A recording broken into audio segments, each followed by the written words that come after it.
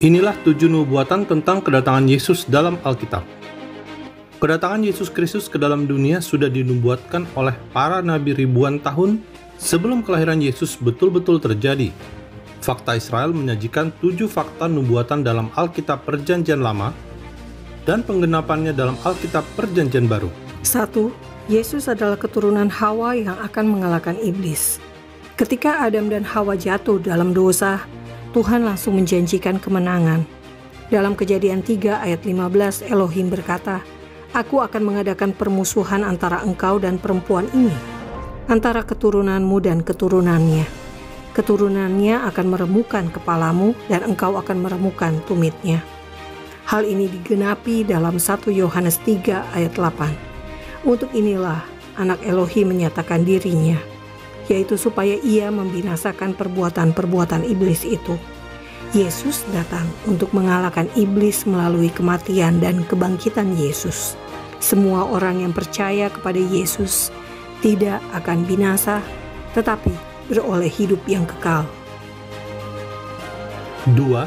Yesus adalah keturunan dari Yehuda. Untuk datang ke dunia sebagai manusia, Tuhan membutuhkan sebuah keluarga dari sebuah suku dari sebuah bangsa. Untuk itulah Tuhan memilih bangsa Israel sebagai jalur kedatangan Yesus, Tuhan dan Juru Selamat, sekaligus Raja orang Yahudi. Yesus lahir dari suku Yehuda.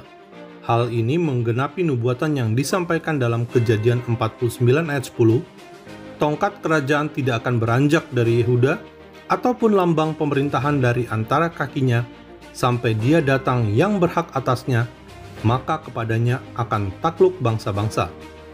Matius 2 ayat 2 menulis tentang orang Majus yang menulis Yesus sebagai Raja orang Yahudi.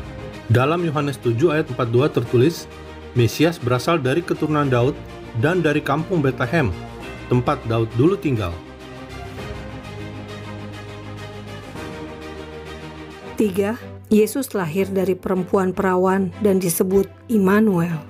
Salah satu nubuatan paling penting tentang Yesus adalah dari Yesaya 7 ayat 14. Sebab itu Tuhan sendirilah yang akan memberikan kepadamu suatu pertanda.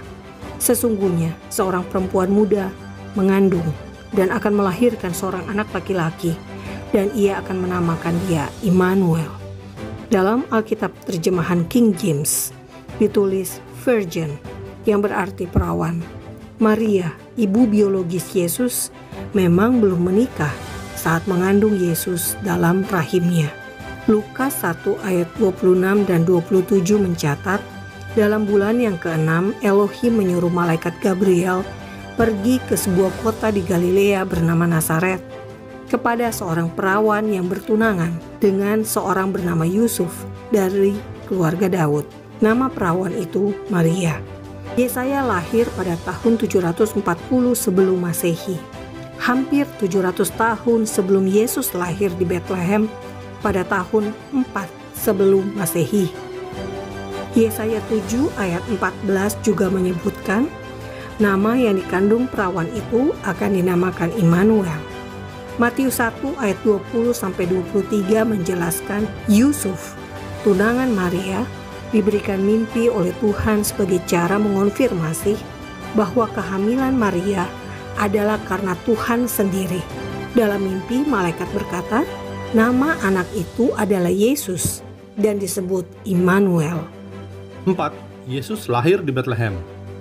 Tetapi engkau, hai Betlehem Efrata, hai yang terkecil di antara kaum-kaum Yehuda, daripadamu akan bangkit bagiku seorang yang akan memerintah Israel, yang permulaannya sudah sejak purbakala, sejak dahulu kala. Dalam Mika 5 ayat 2 kita akan menemukan lokasi kelahiran Yesus sekaligus pernyataan bahwa Yesus akan memerintah Israel.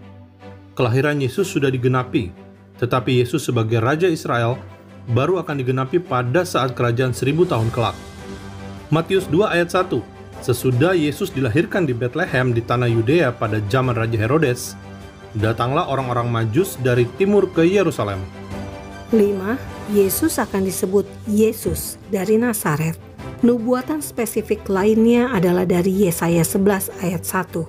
Suatu tunas akan keluar dari tunggul Isai, dan taruk yang akan tumbuh dari pangkalnya akan berbuah. Nabi Sakaria menubuatkan hal yang sama dalam Sakaria 3 ayat 8.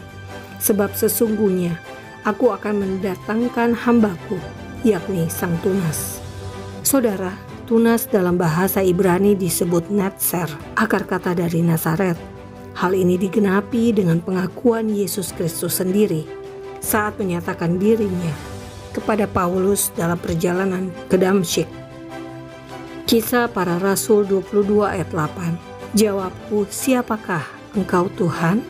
Katanya, akulah Yesus orang Nazaret yang kau aniaya itu. Matius menulis, dan orang banyak itu menyahut, inilah Nabi Yesus dari Nazaret di Galilea. 6.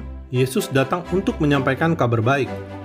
Kedatangan Yesus Kristus ke dunia adalah rahmat Tuhan seperti yang dinubuatkan Nabi Yesaya dalam Yesaya 61 ayat 1-2. Roh Tuhan Elohim ada padaku, oleh karena Tuhan telah mengurapi aku.